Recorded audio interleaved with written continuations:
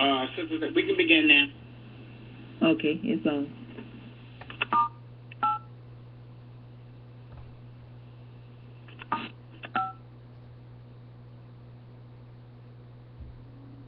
Islam, Islam, Islam. I am Divine Minister Anwar Buwale Hill, Baltimore Territory.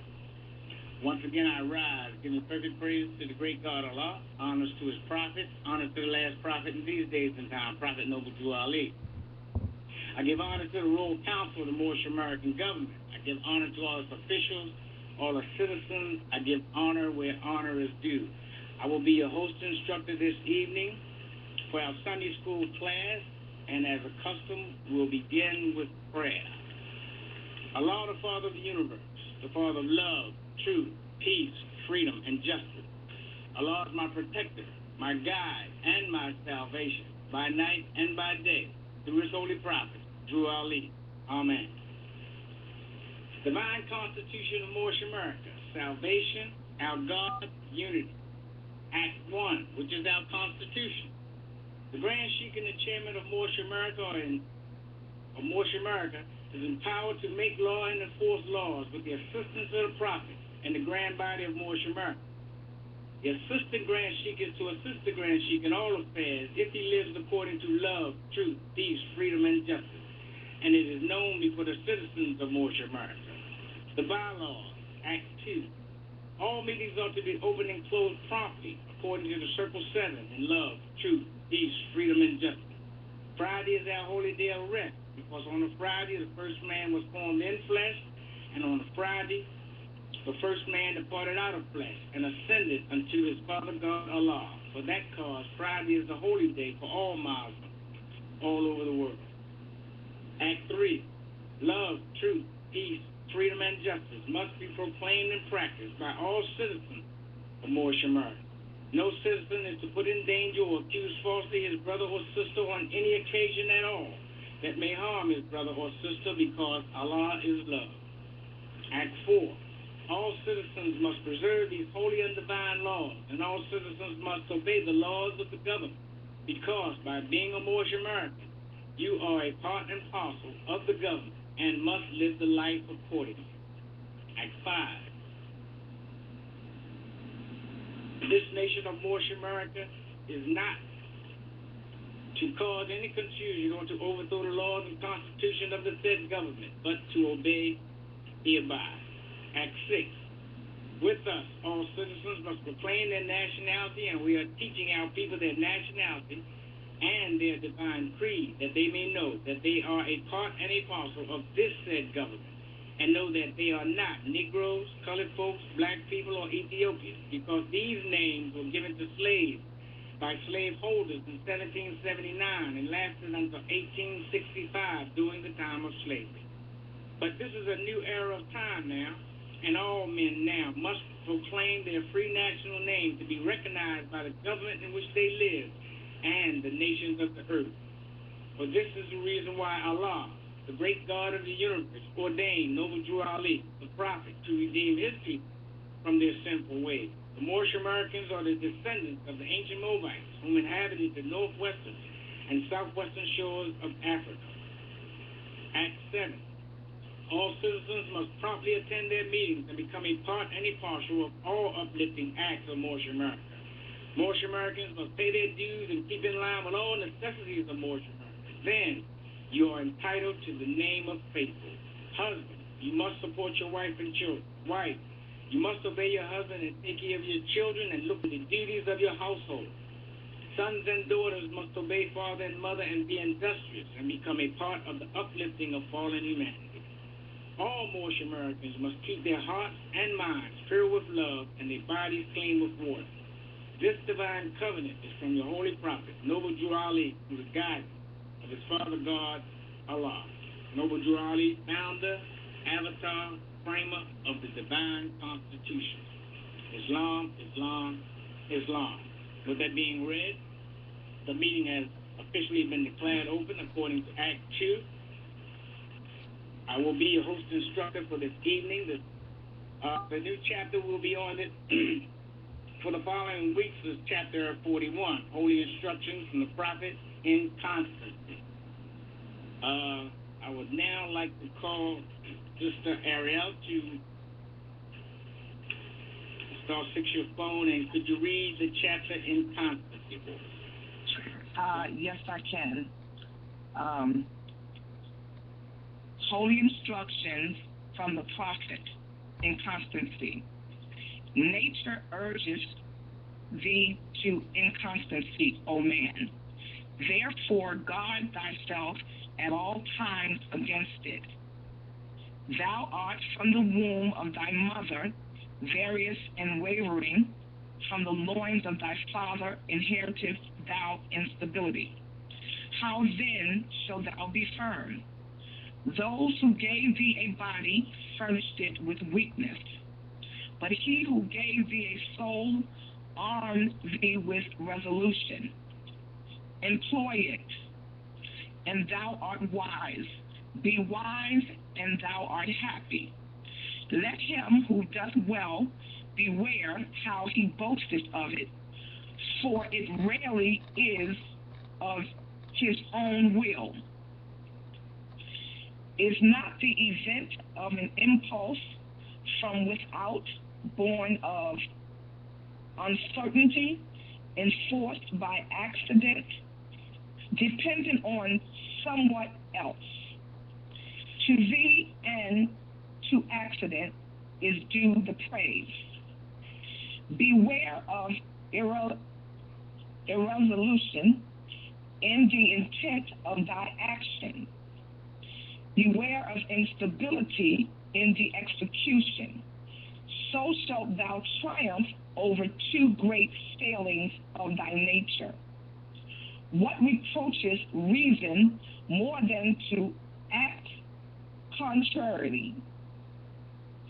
What can suppress the tendencies to these, but firmness of mind?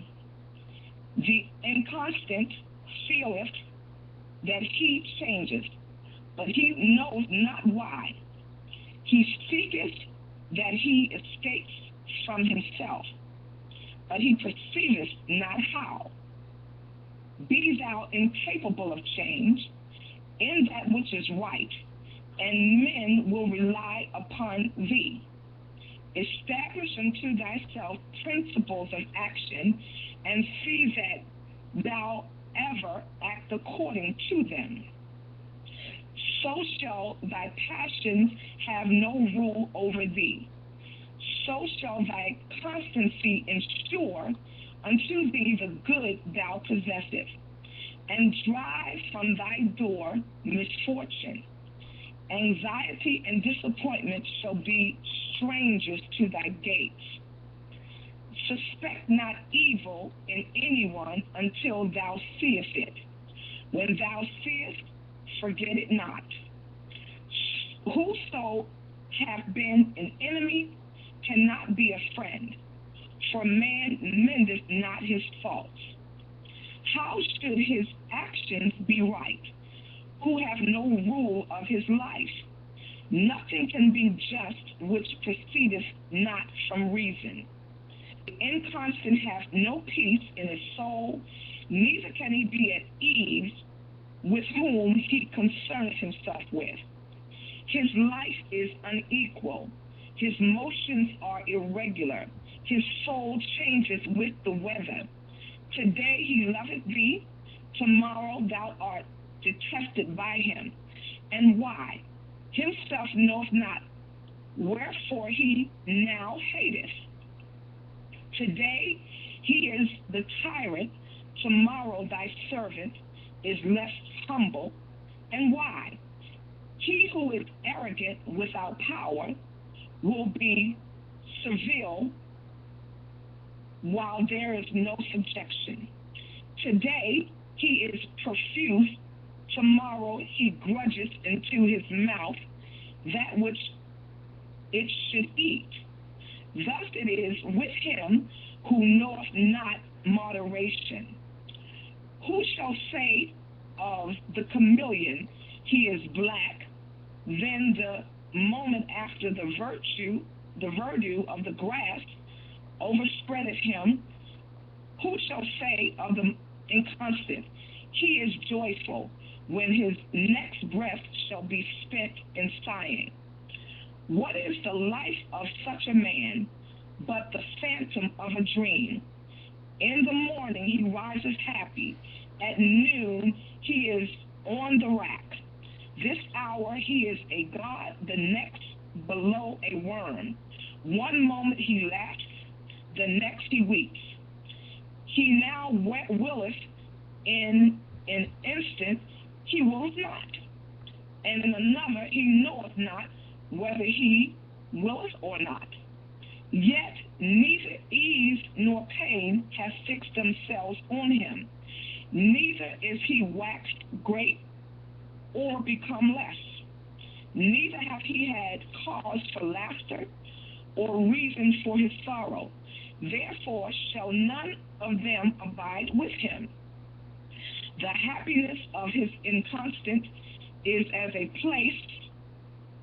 palace built on the surface of the sad. The blowing of the wind carries away his foundation. What exalted form is this, that his word directs its uninterrupted course, whose foot is on the earth, whose head is above the clouds. On his brow sitteth majesty, steadiness is in his port, and his heart reigneth tranquility. Though obstacles appear in his way, he designs not to look down upon them. Thou heaven and earth oppose his passage. He proceedeth. The mountains sink beneath his tread. The waters of the ocean are dried up under the sole of his foot. The tiger throweth herself across his way in vain. The spots of the leopard glows against him unregarded. He marches through the embattled legions. With his hands he putteth aside the terrors of death. Storms roar against his shoulders, but are not able to shake them. The thunder bursts over his head in vain. The lightning serveth but to show the glory of his countenance. His name is resolution. He cometh from the utmost part of the earth. He seeth happiness afar off before him. His eyes discovereth her temple beyond the limits of the pole. He walketh up to it, he entereth boldly, and he remaineth there forever. Establish thy heart, O man, in that which is right, and then know the greatest of human is to be immutable. Islam. Thank you so much for that beautiful reading. As instructed from the prophet, Sunday school teacher must confirm himself to the questionnaire. So I would like Divine Minister Bartholomew Thomas Bates to start his phone and guide us in the readings of the 101s. The mental world is largely side effect of PTSS. Holy breath. Trying to work white. Trying to work. Think about it.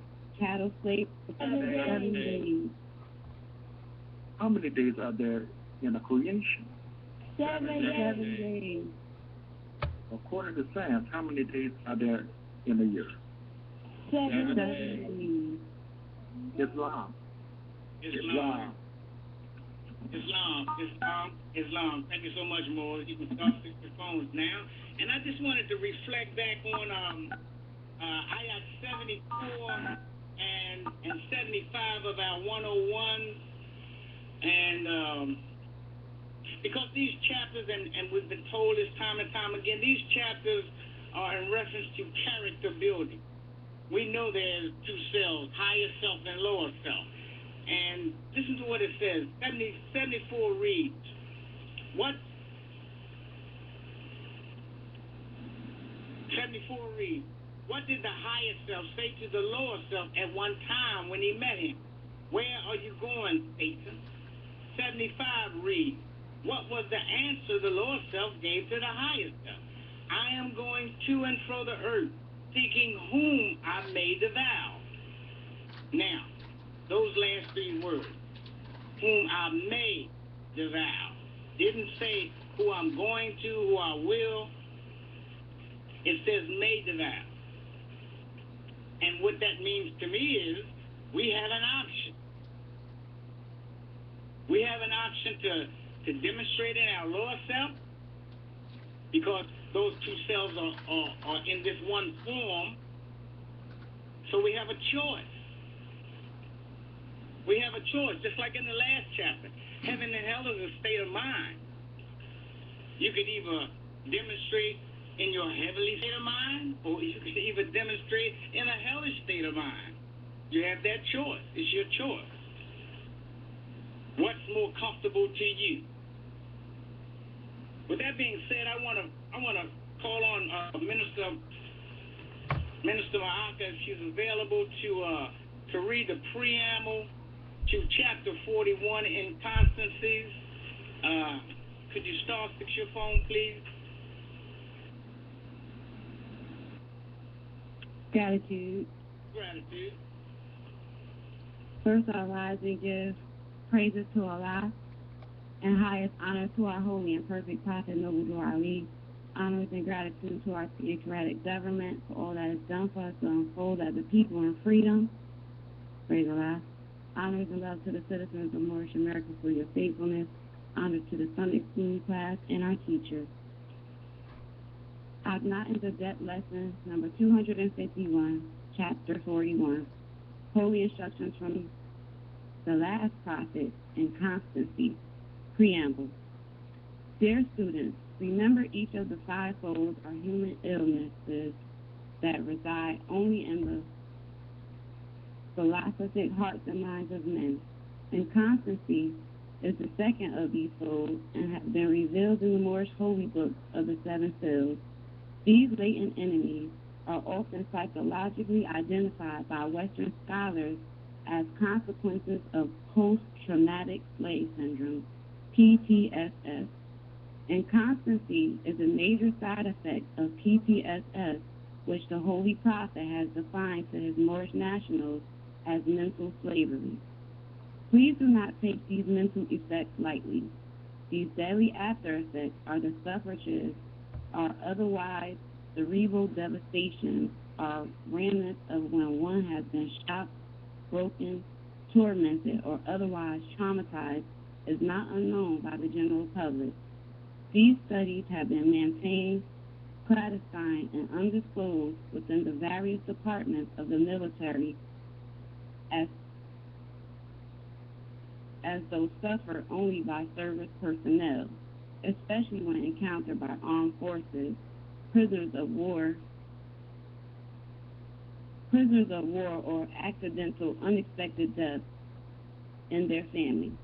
Soldiers, no matter how well trained, can be traumatized by witnessing the life-altering events on the front lines. Example given: forms of death, mutilations, and casualties.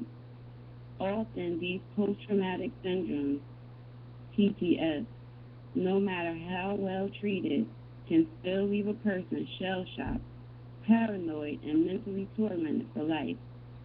With the exception of Professor Noble Drew Ali, to this day, no one speaks about the post-traumatic syndrome suffered during slavery by hundreds of millions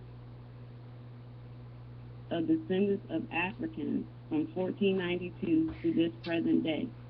Most people here in the West assume the entirety of slavery ended in 1865 with the ratification of the Congressional 13th Amendment, but those government laws merely abolished the constitutionality of the West African slave trade, but never had the power to free not one slave. And not one American citizen mentioned the mental traumas endured by centuries of enslavement imposed upon the people of Moorish descent by virtually every nation, religion, culture, and secret society on earth. Noble Drew Ali describes this post-traumatic slave syndrome as mental slavery. This is the only kind of slavery that you Moors have now. The psychological traumas encountered by Moorish peoples during their centuries of slavery in the United States are rarely ever, if ever, mentioned when the topic of slavery is at the podium. But make no mistake about it, chattel slavery regulated in the USA is the most critical of all psychological traumas in the history of the human family. In fact, it will be to the farthest stretch of one's imagination to find a more man-made catastrophic event that the psychological residue from chattel slavery than the psychological residue from chattel slavery. This includes all wars, genocide, and the last Jewish Holocaust. It is the maxims of mental terrorism to alter a person's natural status of freedom and force them into a much lesser, life-threatening yet restrained environment. Although this lesson addresses this traumatic conditioning of the mind, there is still a hidden degree of mental slavery unbeknownst to the majority of its victims because it is rarely experienced by the conqueror. The proven success of mental terrorism is largely based upon the fact it is in the nature of the mind to become what it thinks. When the mind has been traumatized and disallowed to think freely, the human soul has the ability to shrink its capacities of willing, thinking, reasoning, and understanding. If horrified and capacitated with enough fear, the mind has within its prerogative the power to mirror its aggressor, or it can merely shut down completely in avoidance of present and future traumas. Aftershocks of PTSS, mental slavery, can be the long-lasting silent killer to the development of any person, tribe, or nation. Remember, the UK's United Colonies, or her United States, has never been without its stable of slaves. This is why the 50th anniversary of Martin Luther King Jr.'s I Have a Dream speech had no more effect upon the celebrating minds of the man-made NBC in 2013 than in the previous 520-year history. It is a gift from the great God for man to think and know the divinity in his principle of freedom. When the mind is free, it thinks, reasons, and understands as infinite gifts. He then becomes himself free and is the great God as one. Still, inconstancy is a foe. It should not be considered as anything less than an enemy that we must identify, fight, and conquer. Some of the corollaries of PTSS, mental illness, are unfaithfulness, instability, variable, infidelity, wavering, unpredictable, changeable, disloyalty, untrustworthy, irregular, broken, self-betrayal. In your learning to master your mind, you must use reasoning. This is the greatest soul action to use in your victory against the various deceptions of inconstancy. Islam, and thank you so much for that beautiful reading, Minister. And I just want to revisit what the minister just read and just pick out some variables. And it said in here, it says psychological residue from chattel slavery. Psychological residue. And you have to tell, that's why I entitled this, the topic for this class was recognition. And I chose that word because in order for us as individuals to work on this residue, we have to recognize it first. That's why the prophet said, if I can get you to think, if I can get you to think, because, and it also says in this preamble, it is in the nature of the mind to become what it thinks. So you have to ask yourself, what am I thinking? If you find yourself in a dilemma, who put you there? If you find things around you are disappearing or falling down or not comfortable, if you're not happy, who put you in that situation? So with that being said, this is why the 5th anniversary of Martin Luther King Jr.'s I Have a Dream speech had no more effect upon the celebrating minds of the man-made NBC in 2013 than in the previous 220-year history. And I remember taking my youngest son to the Million Man March. NBC. I was proud. I was holding his hand. We were walking black. on the greenery over in D.C., and nothing came out of that march. Because marching for civil rights is ludicrous. That's not what we need. Freedom. And this in this government, this is where we can acquire that freedom that we always talk about. I want to read something from Exhuming of the Nation on page 421. And the words that I chose for this evening, Moors, and I'll read over them again, is recognition, normal, insane, sane, inconstancies, nature, and resolution. And the question on the floor again will be, are you truly content, happy, and satisfied? So I'm coming from page 421 of Exhuming of a Nation. And it's entitled The Human Mind, Prayer, and God. And it reads, Drew Ali's holy instructions describe the instrument called the human mind as actions of the soul. He identifies these actions as thinking, understanding, reasoning, and willing, remembrance. The distortion of the mind of the Africans became a military essential by the European nationalist crusaders in order to whitewash history and the divine origin of man. Masons call this comatose of the Africans putting out the light. The constitution of true prayer is the communication of light in infinite oneness, a fusion of man's higher self with the God state. The art of meditation is to achieve the place of thoughtlessness, to travel inward where things are made of thought. Individual natures are formed and beyond our personalities of human drama played upon the stage of Maya. Albeit, this mental world is largely formed from our beliefs in words. And we know words are spirits. Whether such words are understood or either positive or negative ultimately determines the heaven or the hell in which we alone choose to live. Due to the dark ages of Moorish Americans, most Negroes, blacks, and colored in BC do not realize the power of the mind. This phenomenon is more by design than coincidence.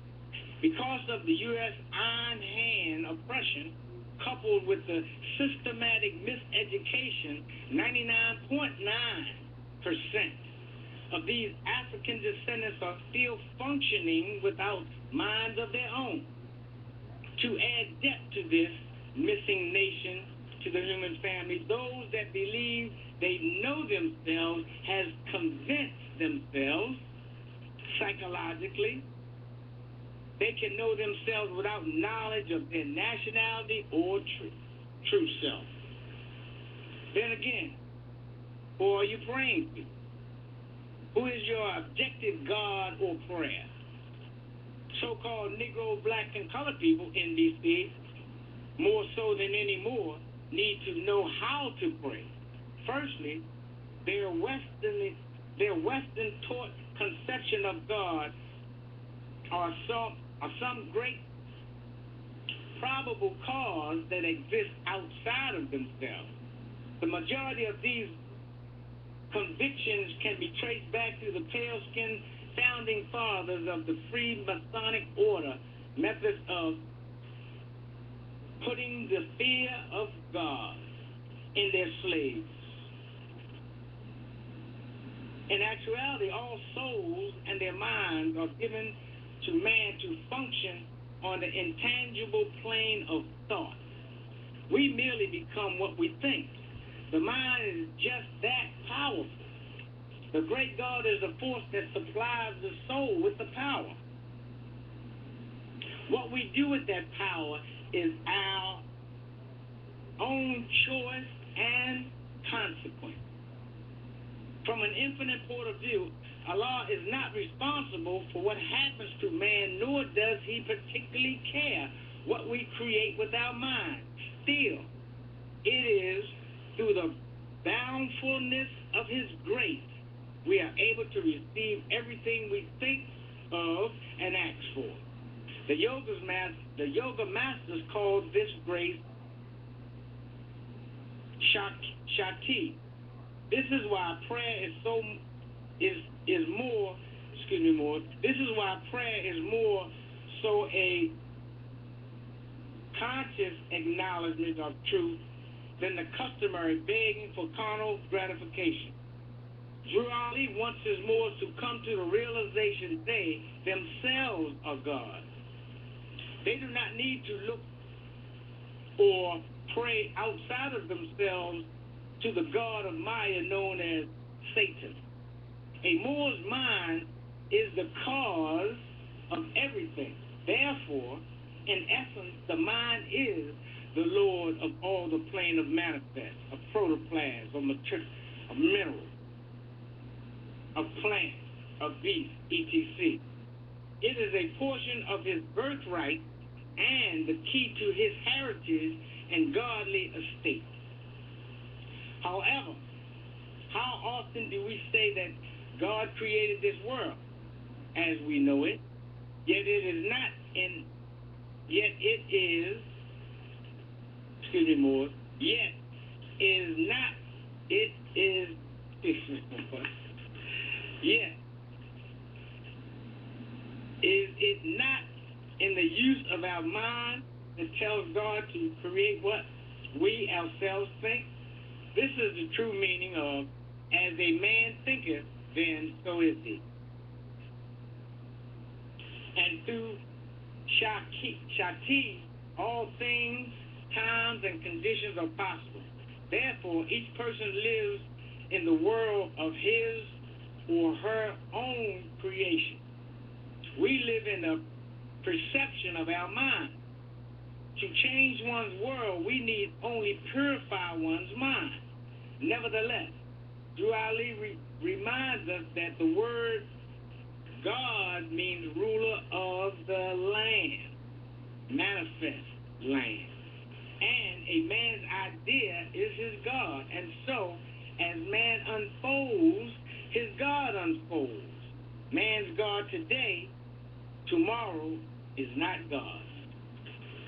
One must will, that's the key word. One must will the control of their minds to be. If Moors don't control their minds, there's nothing they can control. A controlled mind uses prayer as its medium of natural strength. A mind mastered by its owner places the person beyond conditioning, limitations, and dependencies of outside sources. Dr. R. German Bay often refers to this state when he says one cannot gain strength from weak sources. This is where the true power of prayer enters in. Indeed, one needs to become a mastermind in order to know not to think. For man to meet God, to meet Allah, and place his hand in Allah's hand, he must meditate beyond all thoughts, which the ego and Mara has proclaimed as I am, this is, so-and-so, and that, so-and-so. Truly, Allah's meeting place is with man, is in the heart, and in a still small voice he speaks, and he who hears is still.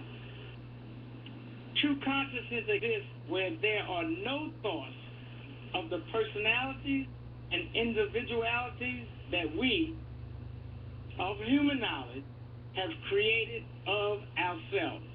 It must be remembered, our personages is made up of a accumulation of positive and negative words, which we now display as me, myself, and I.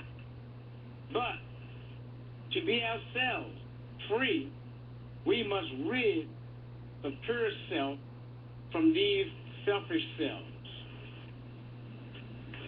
In the Islamic world, one who submits this will in order to adhere to the divine will of the Creator is known as a Muslim. A master yoga, adept, Christ, etc. are synonymous with Muslim in the true sense of their meaning. In belief, the highest state is a thought-free state. The spiritual realm is beyond the functioning of human mind. There, one is in their natural God state. They are free beings themselves and not fallen human beings. For example, the following diagram displays the side view of a regular record. Note the two sides raised area are where audio sounds have been recorded. One side has voices of singers, and the other side is recorded sound of many instruments. Naturally, the name of the song is Mine for Me of You on your record label. When the needle touches the two sides of the groove, it plays back all that has been recorded upon the face of the record. Not many people notice the valley between the raised record sides. The needle doesn't touch it. There is nothing recorded there, yet it is this silence and still area that constitutes the foundation and the strength of the record. It exits even without the advent of what has been recorded on the surface, or what is called. This is how the mind must be stilled from the drama of human events by prayer and meditation in order for a conscious more to be himself, Emmanuel, a Muslim. And I read that more because I said it before, it starts with us and ends with us. And I read that commentary from the 101, where the nearest place we can meet him is in the heart, because we have to recognize the God within ourselves.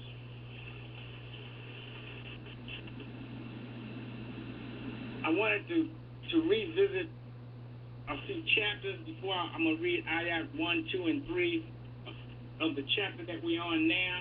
And it's been given to us. And I want to read ayat 1 of chapter 36.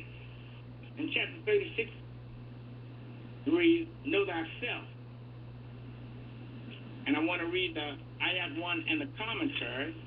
And it reads, Weak and ignorant as thou art, O man, humble as thou oughtest to be, O child of the dust, wilt thou raise thy thoughts to infinite wisdom.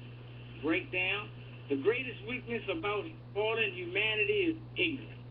Man is a thought of Allah. All thoughts of Allah are infinite. They are not measured up by time. For the things that are concerned with time begin and end. But man ignores the true status of his or her divinity to assume more of the carnal nature. Those who have fallen cannot see outside the womb of the mother or loins of the father. Wouldst thou see omnipotence displayed before thee? Commentary: every creation, place, time, and manifest acknowledges man as God, but himself. Contemplate thy frame. A frame is one surrounding, setting, structure, form, foundation, borders, and basic constructions of how they are truly put together. The thoughts of Allah are the everlasting of the past unto the never-ending days to come. And so is man, the spirit man. Chapter 37, the breath of heaven. And I just want to read the preamble for that. It says, the breath of heaven is the laws which govern the creation of every living thing. The breath is an ancient pathway to perfection and to the free life of the martyr. All negative thoughts and subsequent deaths form foes, which man must experience from his carnal nature. It is in the nature of the fallen humanity to suffer from the things he thinks, perhaps, may be true. Yet these human ways of life are inhaled, causing the suffrage and the fall of man. But man, spirit man, cannot die. Still, these ages of slumbering produces a human nature and necessary stifling. He needs to learn the illusions of might, and he is destined to unfold into more perfected life. The true life exhales forth from the center to the outer bounds of the life of man and is mastered by the good he thinks. This action is called the breath. It breathes forth from the center to the outer bounds of life. The holy breath of heaven are the true sensations of love divine, as spirit man returns to his throne where he, as the great God, are one. The rewards of this journey is often referred to as ADEPT chamber, third heaven, highest self, crown chakra, home of the faithful, or heaven. This is the Holy Prophet's introduction to his Moorish kin on how to use the latent powers of this divine truth. A Muslim is one whose will to be the self as God has now become one with the deistic will. This pathway was later named Moorish science by the children of wisdom and became the holy instructions returned from the ADEPT of Kemet to the Moorish souls of America. These keys to civilization have been returned to the Moorish Americans, Muslims, after many ages of being secured by the Muslims of India, Kemet, and Palestine. The holy breath of this journey is often referred to as highest self, crown chakra, third heaven, and home of the faithful. One's will is the final call required to enact the breath of heaven that produces the very object of what life is spent to build. O mighty Moorish children of America, please come to know the breath of heaven as our resuscitation from mental slavery, which is the only form of slavery we have now. The great God cannot die, neither can his prophets, angels, nor children cannot die. This breath is your life's perfection as you, the truth, the reality. The fruition of heaven can only be realized when the God in man has been fully raised from human knowledge to infinite wisdom. And with that being read, I want to read the ayat 1 to 3 in the new chapter that we're beginning.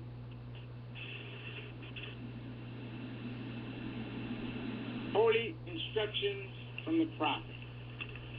Inconstancy.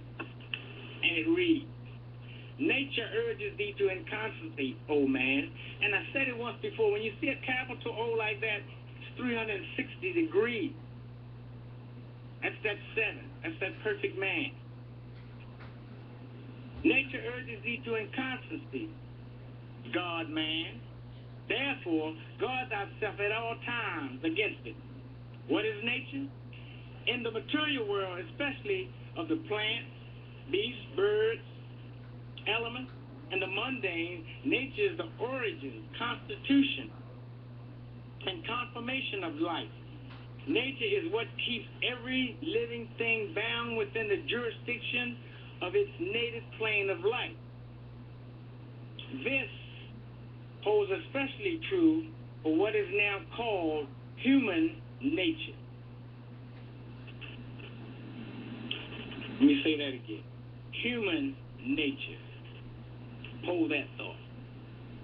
Now, what is the fall?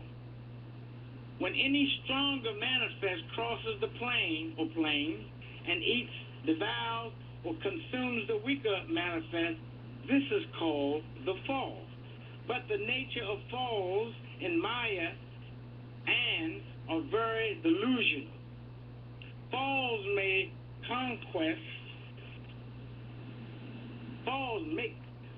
conquest appear as victorious, when in truth the subjugation is really a descent, and not a raise into nature. The activity of a fall, any fall, is defined as the experiencing of a depth or depths deeper than former, more natural heights gained by the victim. It is in the nature of the mind to seek the truth and grow universally. To shrink or be content with opposition of the expands is not in the nature of the mind. These negative actions found only in the fall also explains why people who fall in love will never be truly happy. There are 7 ether planes, protoplasm, of earth, of beast, of angel, and cherubim. All falls with the exception of the angel and the cherubim. Throughout the all of creation, it is the 7 that constitutes all sounds, colors, errors, and subjects to equal division. The 7 remain sounds even when the 5 that fell is still supported firmly by will of the 2 that never fell. For example, man has a total of 7 senses, but 5, sight, smell, touch, taste, and hearing, are confined to his body, made manifest. This leaves intuition and telepathy, which he can sense here as well as there. The body of man also has been gifted with the renowned 7th chakra, yet only 2 are planted above his neck. Humanity fell to the lowest depth when they fell in love with his own body of desire. This is how false sensation, vibration from his carnal nature got its rise. Remember, when you fall in anything, place, or person, you are then below the height of where you should have remained. That's in your God state. Now, when man fell, he fell head first by his thinking or lack of. Man fell because he had developed desires, tolerances, pleasures, and experiences encountered upon the shell of these false sensations from his 5 senses of the flesh and the 5 chakras below his eyebrows. In time, the Maya of these untruth sensations became assumed as natural because of their inconstancies found in his own nature. Human life is but God who fell into human nature, the carnal, mundane character, but still spirit clothed in fleshly things. Our prophet warned, this is that nature that urges thee to inconstancy. O love, God, man, and spirit of Allah, therefore, God, protect, watch, shield, look out, and defend ourselves at all times against it. And I just wanted to read something before I go to ayat 2, and it's in reference to this human body, and it reads, the principle of mentalism manifests as the crown chakra, the cause of mind, life, the physical body of conscious awareness and vitality, and continues its manifestation on the pituitary gland, the master gland of the body. The pituitary gland is the first gland to appear in the human embryo, as is the first order of physical manifestation of man in the womb.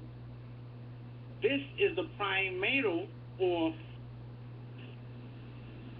fundamental beginning of all human existence, and is the beginning of the downward born elements or manifestations of the Spirit of God in its aspect of general creation of the human body. There is no such thing as being outside of or without Allah. I am always present with thee. This should not be lightly taken in complacency. No matter what we think, do, or where we are, what we believe, or what we think our race, country, or ethnic background is, no matter if we are in our embodied or disembodied state, we cannot escape the presence of Allah. We are eternally and infinitely connected to spirit and its immutable, perpetual principles of life. We need to know that, boys. Ayat 2 reads, thou art from the womb of thy mother, various and wavering. From the loins of thy father inherited thy instability. How then shalt thou be firm? The commentary reads, the body of the female can develop into womanhood, yet her infinite essence is the Spirit of God. A mother's womb is various, assorted with a variety of timely changes because it is both flesh and divine. Hence, a mother's womb is the first home where divinity and matter meet. With or without conception, the nature of a womb is subjected to various times for fertility, natural cleansing, and want. Because she is both God and human, her womb is often indecisive, hesitant, and fickle. This is why from the womb of our mother we have acquired the inconstancies of being various and wavering. The loins is the area between the waist and thighs. There is nothing more inconstant, unstable, or subjective to the external controls of psychic rising, temperature shrinking, and external sensitivities than the loins of man. And since the sperm of the father carries both the very seed of God swimming within the descendant nature and genealogy of family heritage, is there any wonder where children inherit their instability? Yes, one's firmness is a learned experience in the sacred school of Know Thyself. Ayat 3 reads, Those who gave thee a body furnished it with weakness, but he who gave thee a soul armed thee with resolution. Employ it, and thou art wise. Be wise, and thou art happy. And the commentary reads, the parents who birthed you could only give you your personal body of flesh, which has been furnished with weaknesses manifold. We now call these the fivefold, because they are thoughts which derive from the manifest. This is the best your father and mother could do with birthing their sons and daughters. But now remember who truly made you. Your spirit as well as your soul is what makes you the God you are. With your soul comes the 5 actions of the soul that arms you with resolution, reason, resolve, decisions, ruling, declaration. It is therefore up to you to employ it and make reason work for you. Once you hire resolution to work for you, then you are wise. It is a part of wisdom to think and use reason. Then you will come to know and experience true contentment, happiness, and satisfaction. And with that being read, I want to open up the floor now for the definitions of the 7 words that I gave out, starting with the word recognition. Star 6 your phone, and I'll take 3 more for each word. Star 6 your phone. Islam. Islam. By following the time of faith, honor is already given. Recognition. Acknowledge. Formal acknowledgement of a political existence of a government or a nation. Acknowledge your feelings that as an object present has been met before. Special notice for essential. Islam. Islam, thank you so much for that measure. Next more, star 6 your phone.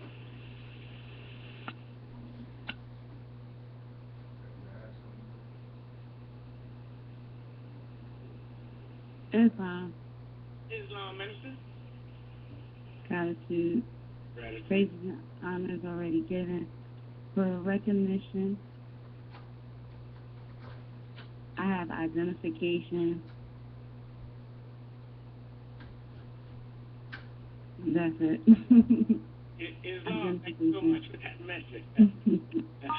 one more for the word recognition. Islam. Islam. Brother Larry, South Carolina. Islam. Honor to the Prophet Ali. Islam. To be recognition is to become known. Islam. Islam. Thank you so much for that message. We get you next, Salvador. The next word is normal.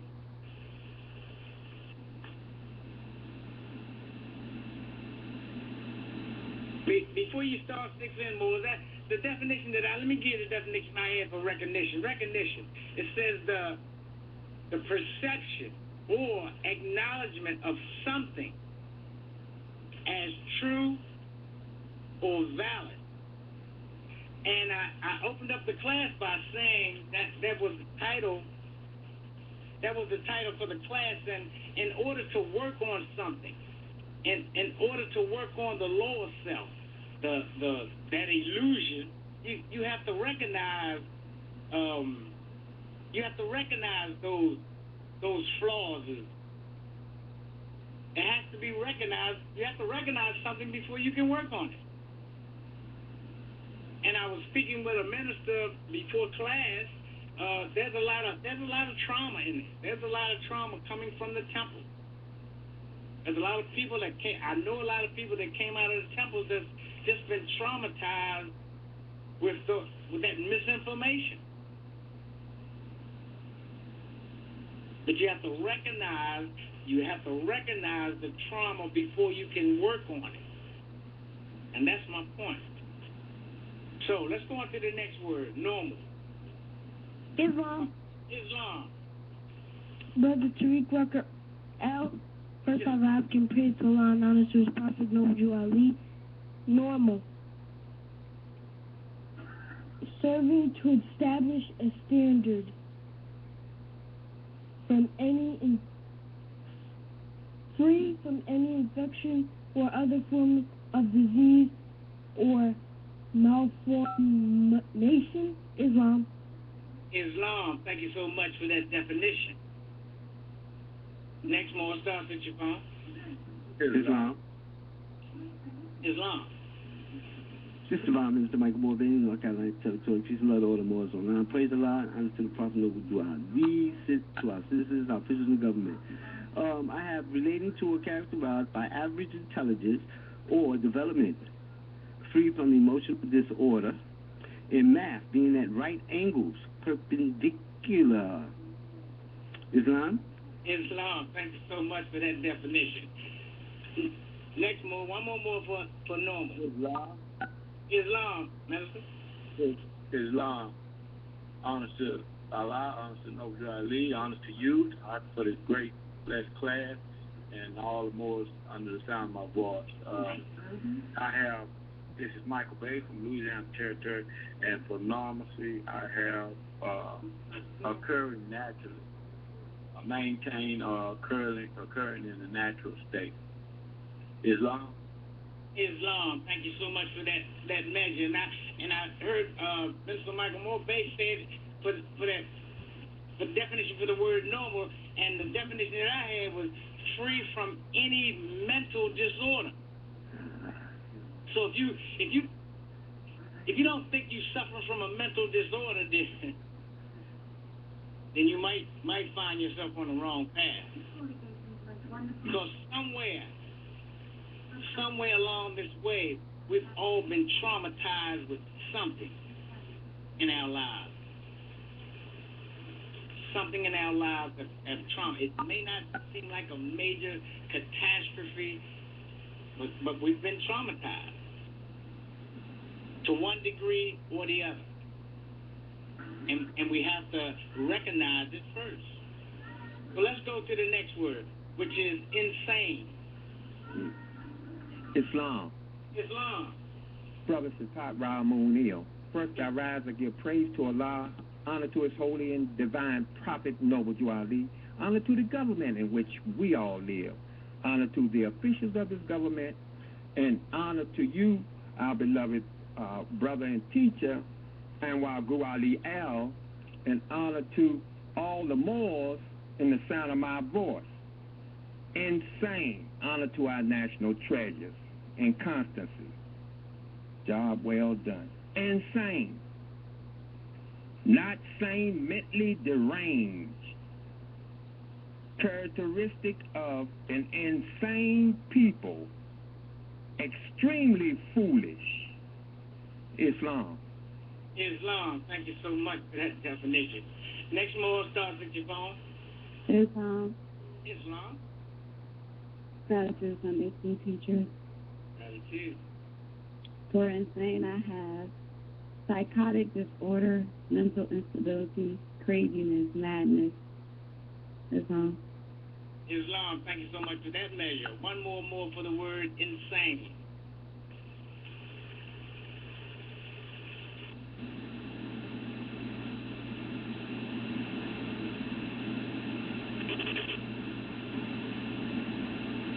Islam, Master. Mentally disorientated. Islam. Thank you so much for that measure. And let me read because I remember in another arena when I was coming up,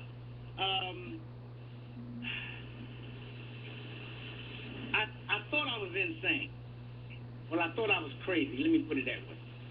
And being crazy and being insane is two different things.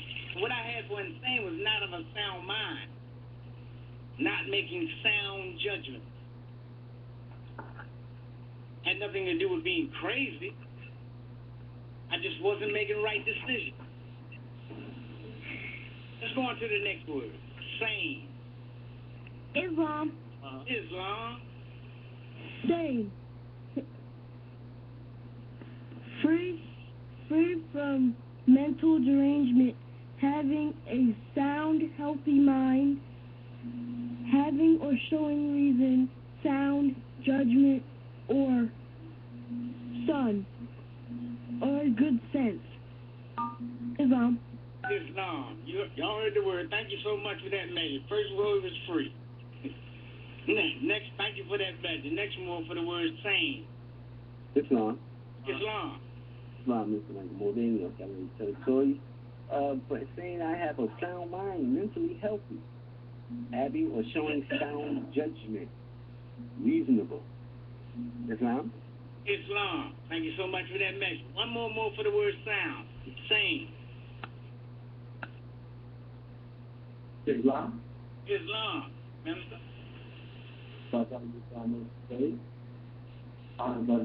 Able to anticipate or appraise the effects of one's action. Islam?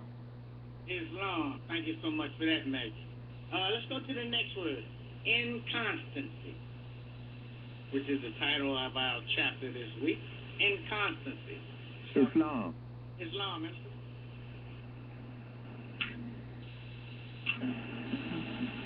Inconstancy, state of quality of being inconstant. It's wavering, Islam. Islam. Thank you so much for that message. Next more stars with your phone. Islam. Islam, Minister. Gratitude, Sunday school teacher. Gratitude. For inconstancy, I have faithlessness, fickleness, infidelity, falseness, and coming out of our ADEPT lesson for this week, self-betrayal. Islam. Islam. Thank you so much for that message. One more for the word inconstancy.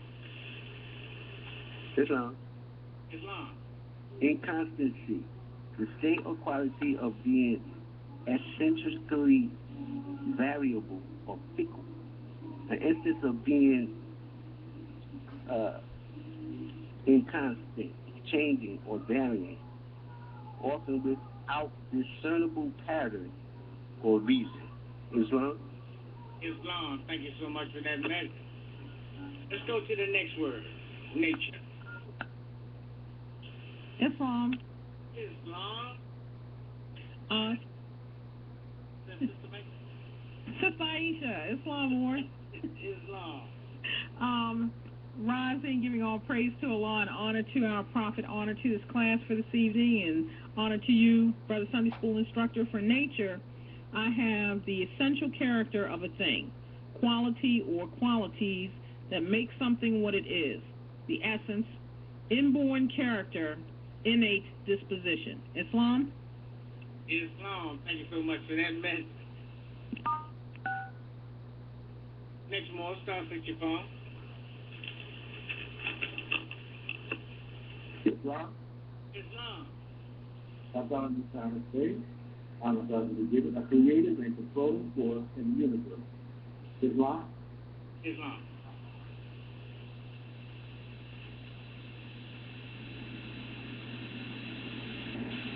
Islam. Islam. Islam, Minister. Gratitude. Gratitude. Nature refers to the phenomenon of the physical world and also to life in general. It ranges in scale from the subatomic to the cosmic. Islam. Islam. And in reference to the chapter where it states ayat 1, it says, nature urges thee to inconstancy, O man. Therefore, guard thyself at all times against it. And the definition I had, and it compiles with the chapter nature urges, it says man's inherent character or makeup, which continuously impels him to be inconstant. man's inherent nature, inherent character, excuse me. So let's go on to the last word, which is resolution. Islam. Islam. Minister? Doctor? Gratitude. Let's arise and give all praises to Allah and all honors to our Prophet Nabi Ali, honors to our Moorish American government, our citizens of our government, and our national treasures. Islam. Resolution. The act of resolving or determining upon an action or course of action, method, procedure, resolute, firmness of purpose, settling of a problem or controversy. Resolve, determination, perseverance. Islam. Islam. Thank you so much for that measure. Next more, star 6 your phone, resolution. Islam. Islam. I was already written. Act or process of reducing to the simplest form. Islam. Islam. Thank you so much for that measure. One more for the word resolution.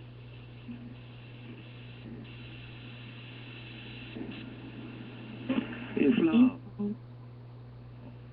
Go ahead, sister. Thank you, Minister.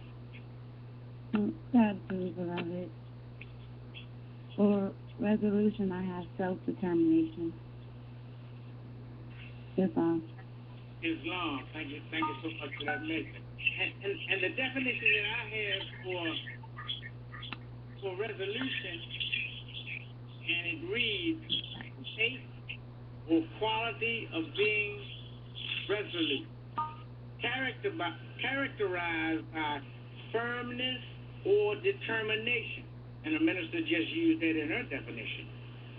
Pursuing a fixed purpose, unwavering, a course of action decided or determined upon. We have that resolve. We have that resolution. It's in there. And I said it before, it's like ragu. It's in there. Once we activate the will, it's in there. And with these divine lessons, we can't go wrong. We cannot go wrong. And I'll open up the floor in a minute. I just want to read something in reference to Yehoshua. I'll open up the floor for the question, are you truly content, happy, or satisfied? And it's in reference to spiritual understanding. And it reads, spiritual understanding shows us that the resurrection of the body from death is not to be confined to Yehoshua, but is for all men who comprehend truth and apply it as Yehoshua applied it. He had the consciousness of the new flow of light that comes to all who open their minds and their bodies to the living word of Allah. And he knew that it would raise the atomic vibrations of his organism, his human flesh, above the disintegrating thought current of the earth, and thus would save his flesh from corruption. When Yehoshua told the Jews that he was what he conceived, they said that he was crazy, had a demon. One who teaches and practices the higher understanding and realities of man's relationship to the creative law is not sane. From the viewpoint of mortal man, when the higher understanding of Yehoshua proclaimed, verily, verily, I say unto you, if a man keepeth my word, he shall never die. They took up stones to cast at him. The startling claim of the power of the word of truth, and that's what we're getting here more, is the truth, to save one from death is beyond all human reasoning, and it is resented by the material thoughts, which are as hard as rocks. Yehoshua did not let the limited race throughout thought about man keep him from doing the works of the Spirit. He knew that the light of truth had arisen in his consciousness, and he was not afraid to affirm it. He went right ahead healing the sick and teaching the truth, and he saw it, regardless of the tradition of the Hebrew fathers, Abraham, Isaac, Jacob.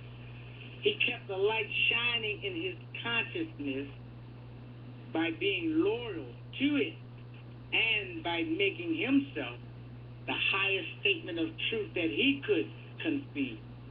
The Christ mind speaking him said, I am the light of the world. And we are Moors. Moorish American government is the light that all nations, and the Grand National Chairman talked about it, nations are waiting on us. Nations are waiting on the Moorish Americans to get it together. So, with that being said, I want to open up the floor.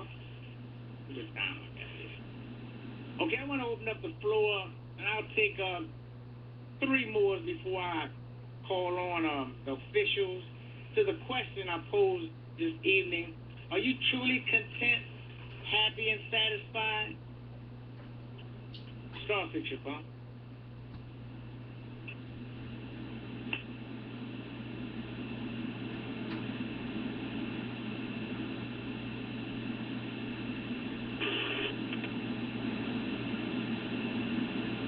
Islam. Islam.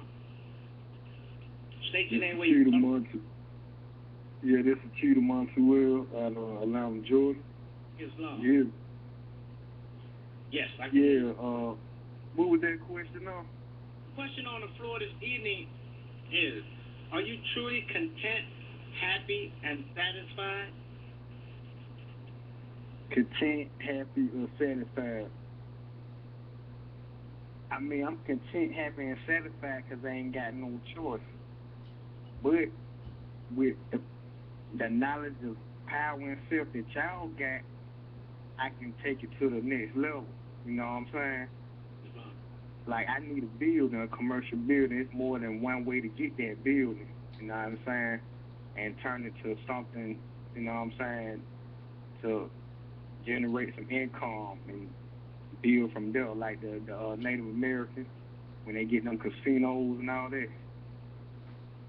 We need to be trying to do something like that. You feel?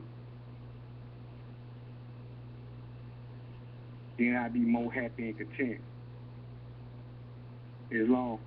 Islam. Thank you so much for that measure. Next, more Islam. Islam Sunday School teacher. Gratitude. Gratitude. Already have given praises and honors where I do. Sunday School teacher, this is a really powerful question. When I heard the question, I was like, wow. I'm still thinking about my answer. That's the instability and constancy.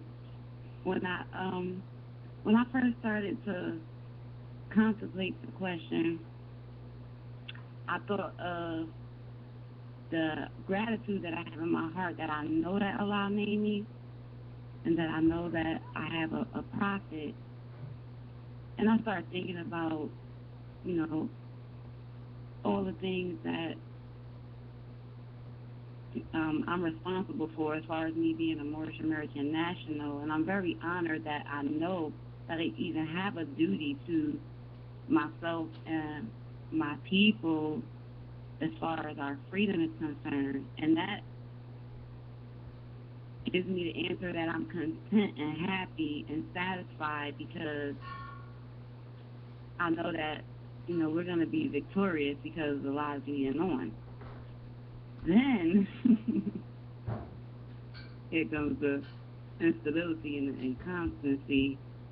I started thinking about how sometimes to me, these murky ethers, it really appears to be real.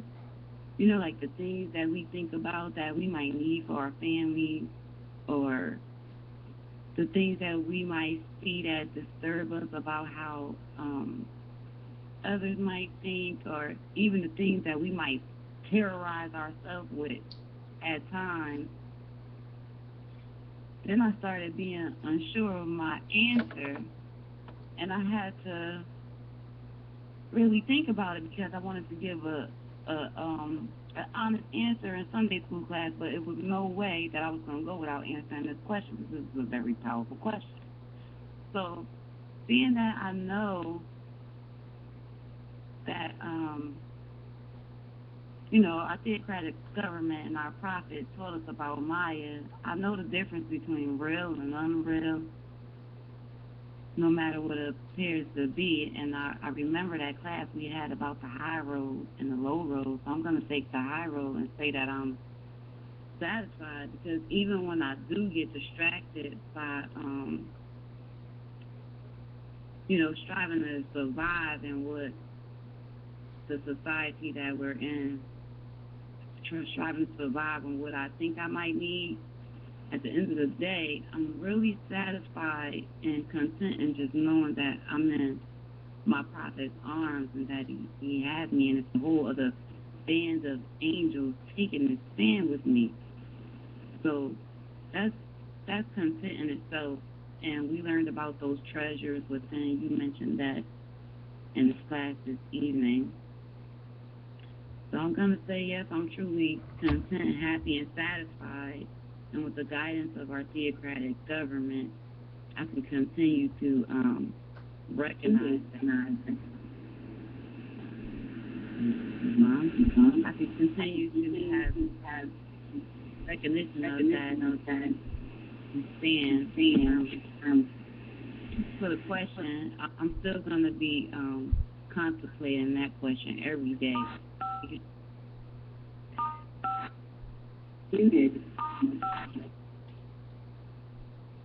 Islam Minister, you still there? Islam, man. Yes, sir. All right. Tell us what she can go ahead and finish now. All right, Minister Mahathir, you can finish.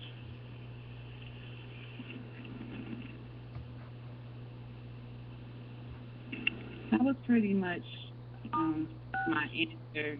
I just wanted to say that that's a question that I'm going to strive to ask myself every day to make sure that I'm looking at the right thing concerning contentment and being happy and satisfied. So honors to you for the question, Sunday school teacher. Peace. Thank you so much for your honesty also.